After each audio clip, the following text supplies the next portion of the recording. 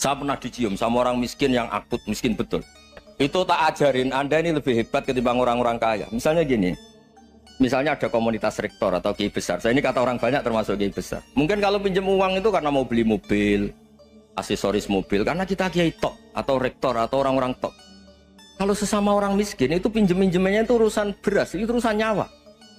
Keren mana? Menyelamatkan nyawa sama aksesoris mobil. Nyawa. Jadi pahala kamu pasti lebih besar. Itu senengnya jadi orang miskin terus keterusan sampai sekarang.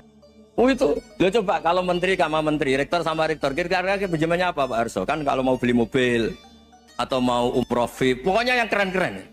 Kalau orang miskin pinjam karena apa? Makan kan? Beras kan? Makanya kalau yang sedang miskin monggo lah kalau ingin terus kan. Maksud saya Islam tuh seenak itu. Islam tuh segampang itu. Sudahlah yang sedang miskin ya keren. Karena sekali sosial tuh urusannya apa? Nyawa. Tapi kalau miskin semua ya Indonesia bisa tutup kan. Ya sudah yang kaya-kaya itu saya mengatakan Indonesia karena bayar pajak yang menjadikan Indonesia berjalan. Tapi ya dipakai yang benar. Nah begitu seterusnya. Ada kiai miskin cerita ke kita. Terus enak jenengan alim, terus punya santri banyak, bisa ngajar di mana-mana. Saya bilang, hebat kamu. Dia hidup di daerah tertinggal. Itu yang diajarkan kan hanya tauhid. Kan nggak mungkin desa tertinggal baca fikih perbandingan madhab. Kan nggak mungkin. Kalau angka-angka apa Fajar Pak Sadali kan nggak mungkin. Fikih perbandingan apa? Madhab. Menyorot madhab dunia. Oh, kayak angka-angka itu kan nggak benar. Tapi pertanyaannya, yang menyelamatkan masuk surga itu tauhid apa perbandingan madhab? Tauhid. Ini hanya mengajarkan fardu kifayah sunat-sunat. Ini Anda mengajarkan fardu ain. Surganya dulu kamu. Oh terus senangnya jadi kayak gitu. Karena yang diajarkan apa? Tauhid. Sementara kita yang gaya-gaya ini ajarkan perbandingan apa? Madhab, studi banding ke Al-Azhar kemana-mana. Ini enggak tauhid. Dari orang nyembah pohon jadi nyembah Allah Ta'ala. Keren enggak? Keren. Jadi terus kiai desa sama saya senangnya bukan karena tak bela. Tapi ada yang agak kurang ajar tanya saya.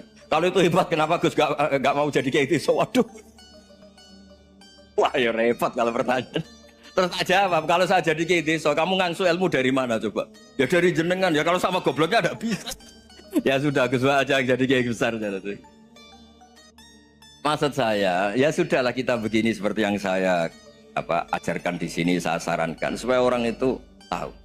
Ini namanya diroyah, apa? Makanya kata Imam Ghazali itu kalau kamu ingin sopan gampang melihat anak kecil, wa aqallu minni dzamban, dia dosanya lebih kecil. Karena masih kecil kan, tentu secara dosa enggak banyak. Kalau melihat orang yang tua, wa aktsaru minni ibadatan, dia tentu ibadahnya lebih banyak karena umurnya lebih banyak. Sehingga terus semua orang lain tuh di depan kita itu hebat. Ya semua orang lain sama, misalnya Pak ini rektor, apa Fathul Wahid rektor, tanggung jawabnya lebih banyak, berarti pahalanya lebih banyak. Tapi sama, ketika melihat Nyon Sewu, melihat pegawainya yang secara lahir di bawahnya, ini tanggung jawabnya nggak banyak, pasti salahnya juga. Itu yang diajarkan Rasulullah SAW, sehingga enak. Tapi kalau kita melihat orang lain selalu salahnya, itu pecundang. Allah saja tidak seperti itu kan, amal baik ya ada khairan, amal buruk ya ada saron, semuanya dilihat oleh Allah Subhanahu wa Ta'ala. Saya tuh punya teman Gus, agak beling, agak seenaknya. Dulu miskin. Wah itu seenaknya betul. Kayak kenal Tuhan sudah. Tak tanya, kenapa kamu seenaknya? Satu bulan tuh labanya bisa 200 juta sampai 500, sampai 1 miliar. Saya itu Gus, setelah duha itu perkembangannya bagus. Duha, setelah duha itu. Saya pernah miskin, kan kata apa? Ingkana rizki fisama, wa ingkana qalilan, ya kalau fisama fa'anzilu, terus wa ingkana qalilan fakasirhu, kalau sedikit perbanyak. Ini trennya sudah benar semua. Nah, wa ingkana apa? Ya haroman fatahirhu, kalau haram yang kau sucikan. Makanya saya seenaknya kalau qalilan sudah fakasiru, paling trennya yang enggak benar juga fatahirhu kata Mas. Dia yakin kalau yang enggak benar-benar sudah disucikan Allah, karena yang lain-lain sudah dari miskin sudah kaya, qalilan sudah fakasiru, paling yang haroman juga sudah fatahirhu gitu. Tak tanya, kamu kok tahu? Polanya sudah ada Gus, karena sang qalilan. Kamu sembrono sama Tuhan kok begitu kan? Tapi apapun itu seneng saya. Seneng saya sering salat ya, makanya saya mohon Yang sekarang miskin, sedang miskin, itu ya ndak usah nyesal banget-banget. Kalau ingin kaya monggo lah, namanya orang juga ingin. Tapi Anda harus bangga. Sosial antar kalian adalah urusan nyawa dan itu pahalanya luar biasa. Supaya kita, nah yang kaya-kaya juga boleh GR lah, karena pembayar pajak. Dan itu bisa menyelamatkan apa? Indonesia Raya. Begitu seterusnya. Itu yang diajarkan Nabi, antawadhu hatta la yabghiya ahadun ala ahadin. Kamu semua harus tawadhu sehingga antar kalian tidak saling tidak sopan, tidak saling liar, tidak saling mendolimi. Termasuk tadi sikap gak jelas tadi. Orang dolim yang sekarang dolim bisa saja tobat, yang sekarang soleh bisa saja nanti. Semuanya tuh mungkin. Kita diajari ya muqallibal qulub tsabbit qalbi ala dini. Jadi keliru kalau kita dalam banyak harus tegas, gak mesti. Al halalu bayyinun wal haramu bayyinun. Tapi ada wa bainahuma umurun mustabihat. Ada yang wilayahnya itu abu-abu. Misalnya ada perempuan cantik, misalnya contoh paling gampang. Kalau kamu ajari secara serius, kamu bisa saja tergoda jadi fitnah. Jadi kalau orang soleh gak berani ngajarin, kemudian digunakan orang fasik, malah menjadi orang nakal, kita juga tanggung jawab. Kamu mau tegas gimana? Wilayahnya sama-sama mungkin. Wilayahnya sama-sama mungkin. Yang dekat pejabat mungkin terkontaminasi KKN. Tapi kalau pejabat gak dekati orang soleh, punya perilaku yang gak soleh, yang repot juga Indonesia kan? Nah hal-hal seperti itu kita tidak perlu ngambil sikap. Maksudnya nggak usah ngambil sikap, ya kita buktikan kalau milih satu madhab, kita buktikan semuanya lebih baik, semuanya lebih bermanfaat, semuanya lebih berperadaban. Karena nggak bisa dihindari wabena humain.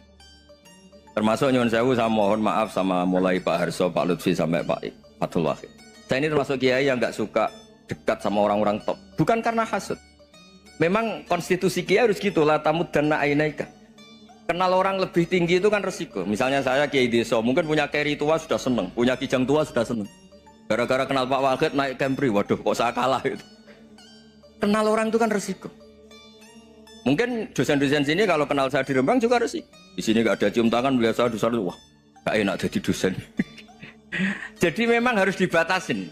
Sekiranya mungkin orang terus, karena latamud dan nanawa, ainaika ilham. Kamu jangan sering melihat orang lain yang mungkin secara lahir dapat nikmat yang lebih tinggi timbang Anda. Kalau kamu nggak bisa ngelola hati Anda bisa hasut, Anda bisa dengki. Paling tidak Anda bisa ada syukur. Terus saya itu sering didolani pejabat. Juga sering melihat pejabat di TV-TV. Naik mobil aja ada yang naikkan. Bahkan kalau wudhu itu anduk aja ada yang bawa. Itu kalau yang nggak kuat, weh naik dari pejabat. Ya makanya terus konstitusi kiai itu mengatur, sudahlah mata kamu itu kamu batasin. Jangan melihat sesuatu yang potensi ya, potensi menjadikan Anda tidak apa syukur. Jadi saya mohon, ini memang konstitusi saya sebagai kiai, jadi saya tapi di hati saya tetap akrab. Saya doakan semua untuk UI, untuk semua orang Indonesia kita doakan. Kita ingin semuanya tambah baik, tambah. Tadi katanya mau naik kelas ya. Kalau naik kelas dari rumah saya niatkan mari mengkaji diroyah. Diroyah itu melogikakan riwayat. Jadi misalnya kita sering dengar Rasulullah SAW sering ngendikan kalian masuk surga itu bukan hanya berdasar amal, tapi berdasar anugerah Allah Subhanahu wa Ta'ala. Oke, kita sepakat amal kita, perilaku kita, ibadah kita andaikan dikompensasi dengan nikmat yang Allah berikan tentu tidak seimbang. Untuk membayar itu saja sudah lunas. Jadi Anda semua tidak berhak masuk apa? Surga. Sehingga di beberapa riwayat dijelaskan ada orang yang 500 tahun ibadah, nggak pernah maksiat. Ditanya sama Allah, kamu masuk surga karena apa? Karena ibadah saya ya Allah. Ya sudah, surga kamu 500 tahun saja karena ibadah kamu 500 tahun. Ini cerita umur-umur orang dulu. Ya Allah katanya surga engkau ini selamanya. Ya kalau yang selamanya itu rahmatku, kalau amal kamu terbatas ya surganya sesuai amal kamu ya terbatas. Ya sudah ya Allah, berarti masuk saya surga saya ini karena fadl engkau, karena anugerah engkau. Itu namanya apa? Diroyah. Diroyah itu satu kajian analisis di mana kita percaya riwayat, tapi kemudian punya logika, punya diroyah. Ini penting supaya tauhid kita ini kuat. Jadi dulu ada orang yang sangat cerdas, namanya Jubair bin Mut'im. Dia saking cerdasnya, juga kaya, juga tokoh, dikirim sebagai delegasi pembebasan Asra Badrin, tawanan Badar. Kemudian pas datang ke Masjid Nabawi, Nabi delalah pas baca Wattur wa kitabim mastur. Sampai pada titik Nabi baca am khuliqu min ghairi syai'in am humul khaliqun. Apakah penciptaan yang sedemikian canggih itu dimulai tanpa perwujudan, tanpa sesuatu yang real, yang maujud? Orang itu langsung bersimpuh matur, ya Rasulullah, saya Islam. Kada qalbi yadir, hampir hati saya, otak saya, pikiran saya itu terbang. Karena logika yang dibangun ateisme misalnya, kalau alam raya ini dimulai dari nihilisme, berarti logikanya apa? Al-adamu yakhluqu maujudan. Alam raya ini kan maujud, maujud itu ada. Kalau yang lebih dulu itu ketiadaan, berarti ketiadaan menjadi sebab kewujudan. Kalau dalam bahasa Arab itu al-adamu yakhluqu maujudan, sesuatu yang harusnya nggak jadi faktor karena ketiadaan menjadi faktor sesuatu yang nyata. Itu kan nggak masuk akal. Ya, kalau alam raya ini ada al-adam sing yasbiku maujudan, berarti alam raya ini al-adamu yakhluqu maujudan, sesuatu yang tidak ada menciptakan yang ada. Dengan logika itu terus kita ngaji.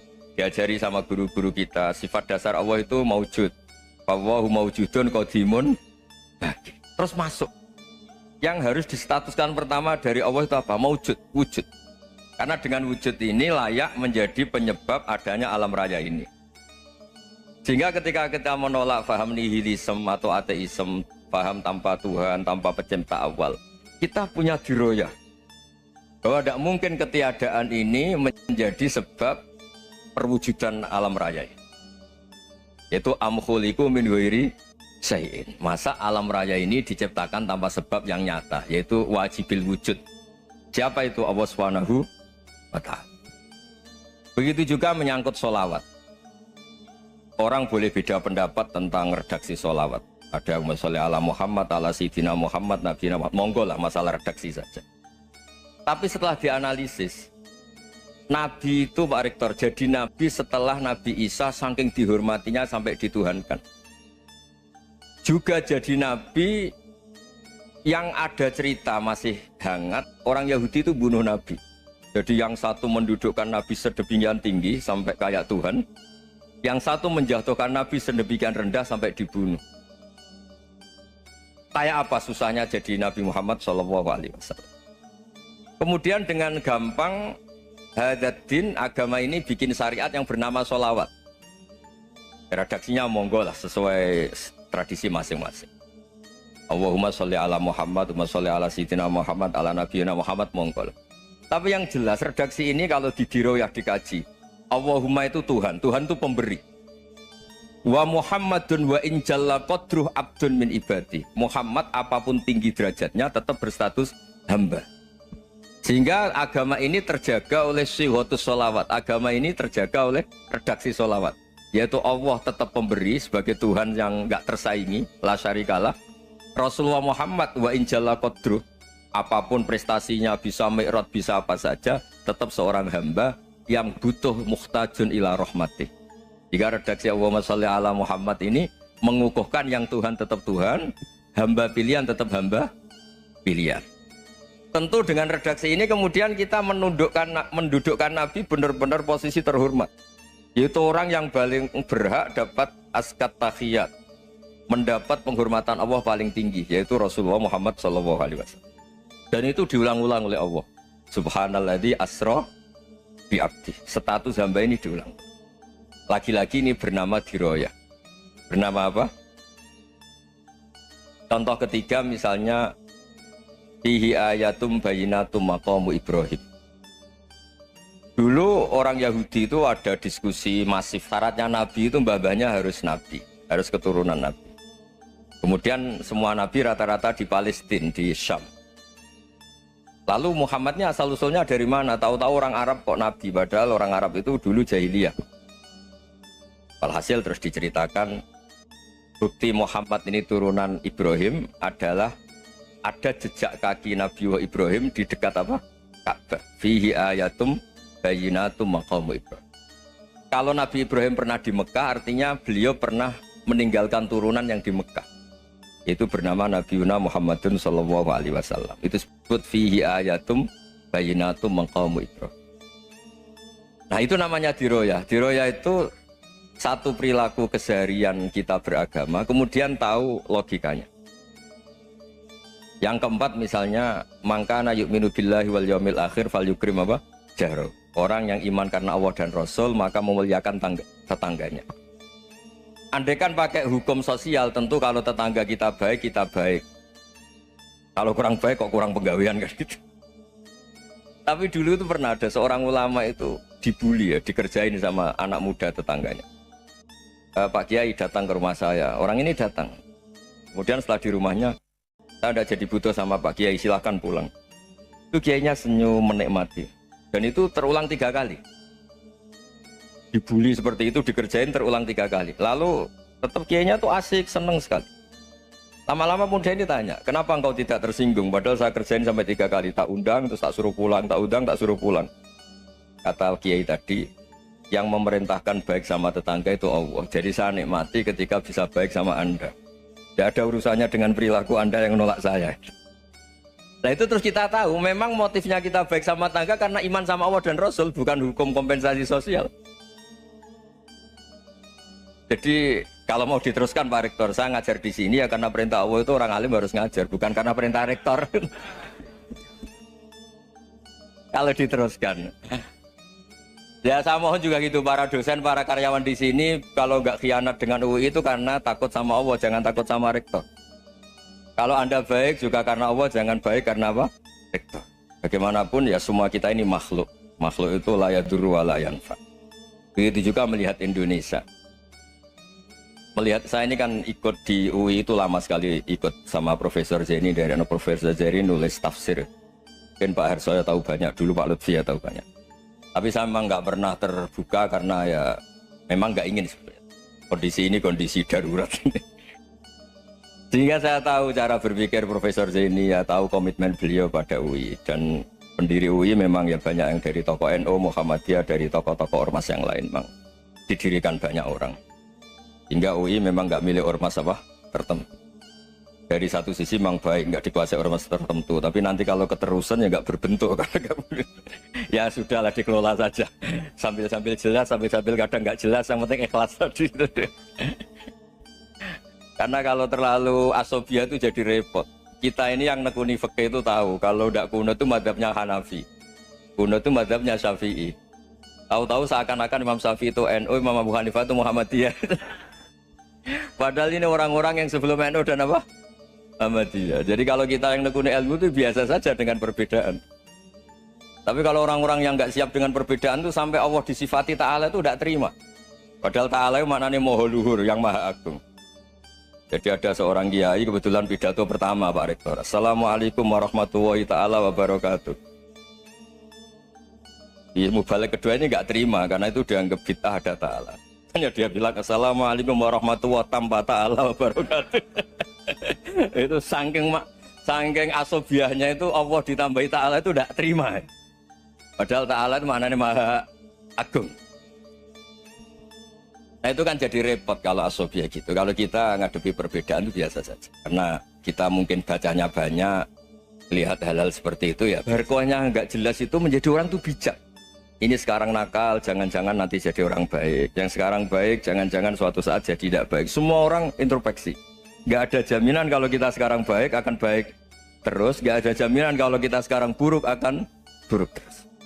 Sehingga terus banyak kiai-kiai bijak tuh memang lahirnya nggak tegas. Tapi nggak tegas itu yang menjadikan bijak. Karena sama-sama mungkin. Itu yang disebut laisa laka minal amri syai'un aw yatuba alihi mau yu'adzibum. Itu tidak wilayah kamu. Ketika Allah mengomentari orang munafik juga wa yu'adzibal munafiqina insya'a aw yatub. Bisa saja ada yang disiksa, bisa saja ada yang dikasih tobat. Karena pola yang kita analisis itu semuanya menurut kita. Bukan menurut kemaslahatan orang apa? Saya punya sekian contoh cerita. Orang yang sowan kiai baik-baik, mungkin bawa gula atau salam tempel, tidak tahu lah. Itu tidak mesti jadi wali. Tapi Kali Jogo yang kenal Sunan Bonang itu kenalnya itu karena ingin begal. malah jadi wali. Tapi tidak usah dicoba. Umar itu nyari Nabi itu mau dibunuh. Tapi malah tobat jadi orang baik. Jadi ini penting ngaji ya, supaya tidak tegas itu, tidak jelas itu kadang baik. Nah termasuk saya juga termasuk dia yang milih tidak jelas. Saya sering gojlok gini, Fajar Hadili ini murid-murid saya sering saya gojlok. Kalau semua sistem pendidikan kayak kampus, kayak UII, kayak UIN semuanya, itu sistem yang bagus karena tertib, jam kuliahnya jelas, mata kuliahnya jelas. Kalau di pesantren itu Pak Arso itu nggak tertib, tapi justru itu enak ketemu di jalan orang berani tanya. Nah ini kalau mbak-mbak misalnya menstruasi, mau belajar haid nunggu semester berapa baru tahu. Itu bisa sekian tahun nggak sholat karena nunggu pelajarannya baru diterangkan. Mau haji juga gitu, nunggu mata pelajaran haji. Kalau nggak jamnya, nggak mau dosennya ngajarin. Nah, kalau kiai kan nggak ketemu di jalan, tanya dijawab. Jam berapa juga dijawab. Artinya Indonesia itu berkah, ada sistem kampus yang tertib. Ya semoga termasuk tertib gajinya. Tapi tertib gajinya itu juga sebenarnya rugi. Saya sering ada pegawai negeri Gus, tolong doain saja di PNS enak jadi. Gajinya tetap. Kata saya nggak mau kalau gaji saya tetap. Kok bisa Gus? Enak tiap bulan mesti dapat gaji. Kalau tetap nggak naik-naik kata saya. Kalau kiai gajinya nggak tetap, tapi di atas yang tetap kata saya. Artinya Indonesia itu berkah. Kalau semuanya pakai sistem pendidikan setertib ini, orang mau tanya haid ya nunggu pelajaran haid. Bab haji ya nunggu pelajaran haji. Tapi kalau ketemu kiai itu enggak. Ya semuanya saya pernah di pasar, Gus. Mau tanya apa? Anak saya sih keluar darah terus gini-gini. Padahal biasanya haid hanya 7 hari gini-gini. Ya sudah kembalikan ke biasanya rudat kilal adat. Itu enggak usah sowan ke rumah. Juga enggak registrasi dulu, enggak daftar dulu. Ya ini enggak nyindir cerita saja. Supaya ini bukti koalisi beneran. Jadi saya yang kiai enggak tertib jam, koalisi sama yang tertib jam. Jadi kalau semuanya sistem kampus, nanti pertanyaan itu enggak bisa on time, enggak bisa setiap saat. Makanya Indonesia itu berkah. Kiai-kiai yang alim yang di jalan-jalan banyak. Juga kiai yang di kampus dokter-dokter fikih banyak. Yang nekuni ilmu umum ya banyak. Macam-macam. Itu masalah itu kalau saling mengadili itu baru masalah. Misalnya kiai ngeluh, enggak enak jadi kiai, enggak punya gaji tetap. Yang dosen ngeluh, enggak dicium tangannya. Karena memang unik Indonesia itu. Kalau guru fikih kok dosen itu tetap nggak dicium tangannya. Karena pikirannya anak-anak itu wong sudah bayar disuruh nyium. Itu kayak di alam sadar tuh gitu. Kalau kiai itu kan anak-anak nggak bayar itu. Ya opanya cium tangan itu. Makanya kalau kiai-kiai tidak keramat bisa mati karena dicium tangannya doang itu bisa mati itu kiainya. Ya ini cerita. Supaya saling menghormati saling. Nah, dulu itu perbedaan itu urusan sudut pandang. Ya saya ulang lagi, perbedaan itu sudut. Allah yang Tuhan saja sering didebat sama nabi-nabinya. Karena urusan sudut pandang apa? Saya beri contoh ya. Suatu saat Khalilur Rahman Ibrahim itu saatnya meninggal sama Allah, Israel disuruh. Israel itu Ibrahim saatnya meninggal, ambil nyawanya. Setelah datang ke Ibrahim, ya Khalilur Rahman Ibrahim, saya disuruh nyabut nyawa Anda. Itu Israel dipaksa mikir sama Ibrahim. Hal ra'aita khalilan yumitu khalilah. Kamu tahu orang yang mencintai kemudian bunuh yang dicintai. Itu logika agak benar. Akhirnya Israel kan nggak biasa debat, kan nggak dilatih debat, nggak pernah ikut lomba UI debat ilmiah. Dia taunya nyambut nyawa aja. Kembali ke Allah. Ya Allah, kata Ibrahim, hal ra'aita khalilan yumitu khalilah. Masa kekasih bunuh yang dicintai ya. Tapi kata Allah santai. Bilang ke Ibrahim, hal ra'aita habiban yakrahu ayyalqa habibah. Masa katanya dia cinta saya kemudian ketemu saya tidak berani. Israel mater lagi. Logikanya gini Ibrahim, masa yang dicintai sama yang ketemu yang dicintai nggak berani. Ya udah ketemu aja. Katanya yang meninggal itu. Artinya kamu bisa saja GR tidak mati-mati karena merasa dicintai, atau ingin mati karena mencintai. Nah maksud saya hal-hal seperti ini orang UI pasti nggak jelas. Katanya cinta Allah suruh mati ya nggak mau. Nggak jelas kan? Dibilang nggak cinta juga nggak mau. Tapi dibilang cinta kalau ukurannya mati juga nggak.